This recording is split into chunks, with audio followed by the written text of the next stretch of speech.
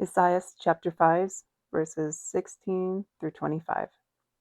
But the Lord of hosts shall be exalted in judgment, and the holy God shall be glorified in righteousness. And they that were spoiled shall be fed as bulls, and lambs shall feed on the waste places of them that are taken away. Woe to them that draw sins to them, as with a long rope, and iniquities as with a thong of the heifer's yoke, who say, Let him speedily hasten what he will do, but he may see it. And let the counsel of the Holy One of Israel come, that we may know it.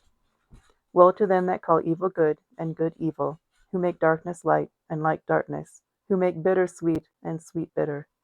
Woe to them that are wise in their own conceit, and knowing in their own sight. Woe to the strong ones of you that drink wine, and the mighty ones that mingle strong drink, who justify the ungodly for rewards, and take away the righteousness of the righteous. Therefore, as stubble shall be burnt by a coal of fire, and shall be consumed by a violent flame, their root shall be as chaff, and their flower shall go up as dust. For they rejected the law of the Lord of hosts, and insulted the word of the Holy One of Israel. Therefore the Lord of hosts was greatly angered against his people, and he reached forth his hand upon them, and smote them. And the mountains were troubled, and their carcasses were as dung in the midst of the way. Yet for all his anger has not been turned away, but his hand is yet raised.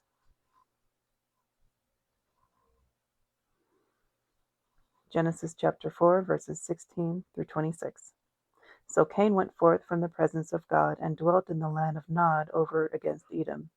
And Cain knew his wife, and having conceived, she bore Enoch.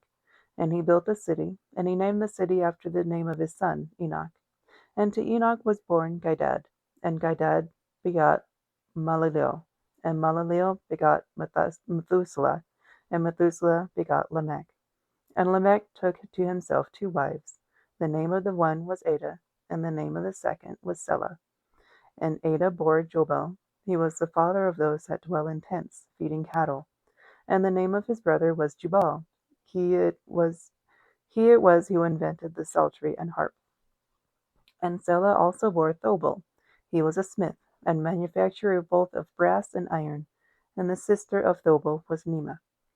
And Lamech said to his wives, Ada and Selah, Hear my voice, ye wives of Lamech, consider my words, because I have slain a man to my sorrow, and a youth to my grief, because vengeance has been exacted 7 times on Cain's behalf, on Lamech's it shall be 70 times 7. And Adam knew Eve his wife, and she conceived and bore a son, and called his name Seth, saying, For God has raised up to me another seed instead of Abel, whom Cain slew. And Seth had a son, and he called his name Enos. He hoped to call on the name of the Lord God. Proverbs chapter 5, verses 15 through 23. Drink waters out of thine own vessels, and out of thine own springing wells. Let not waters out of thy fountain be spilt by thee, but let thy waters go into thy streets. Let them be only thine own, and let no stranger partake with thee.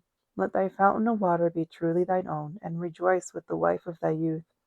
Let thy loving heart and thy graceful coat company with thee, and let her be considered thine own, and be with thee at all times. For ravished with her love, thou shalt be greatly increased. Be not intimate with a strange woman, neither fold thyself in the arms of a woman not thine own. For the ways of a man are before the eyes of God, and he looks on all his paths. Iniquities ensnare a man, and every one is bound in the chain of his own sins. Such a man dies with the uninstructed, and he is cast forth from the abundance of his own substance, and has perished through folly. Proverbs chapter 6, verses 1 through 3. My son, if thou become surety for thy friend, thou shalt deliver thine hand to an enemy. For a man's own lips become a strong snare to him, and he is caught with the lips of his own mouth. My son, do what I command thee, and deliver thyself. For on thy friend's account thou art come into the power of evil men.